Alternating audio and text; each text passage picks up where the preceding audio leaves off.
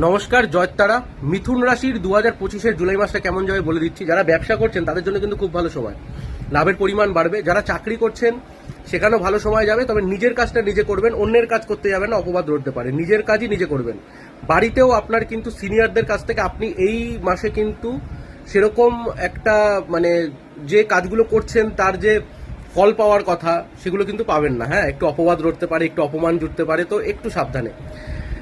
যারা বিয়ে করে ফেলেছেন, স্পাউসের শরীর খারাপের জন্য কিন্তু আপনি চিন্তায় থাকবেন। আর আপনিও এ মাসে একটু দেখে শুনে চলাফেরা করবেন। রাস্তায় গাড়ি ঘোড়া থেকে একটু সাবধানে চলবেন। কোথাও পড়ে যাওয়ার একটা আশঙ্কা দেখছি। বাড়িতে রান্নাঘরে গিয়ে কোনো একটু ছ্যাঁকা খাওয়ার একটা আশঙ্কা দেখছি।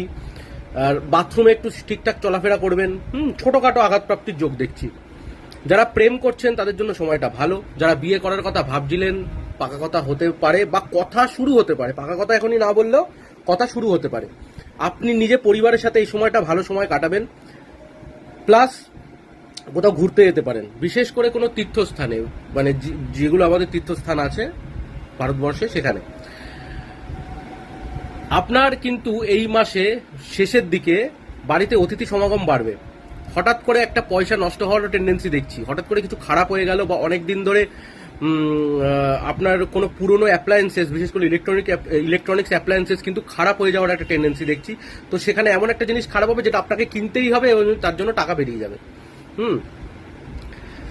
আর এই মাসের শেষের দিকে যারা বিশেষ করে সেলস লাইনে আছেন তাদের কিন্তু টাকা পয়সা খরচ তো বাড়বেই, উল্টে কাজের প্রেশারও বাড়বে। হ্যাঁ, প্রচুর প্রেশার বেড়ে যাবে। আপনি ধরুন যেখানে 8 ঘন্টা কাজ করতেন সেখানে হয়তো আপনাকে 10 ঘন্টা 12 ঘন্টা কাজ করতে হচ্ছে।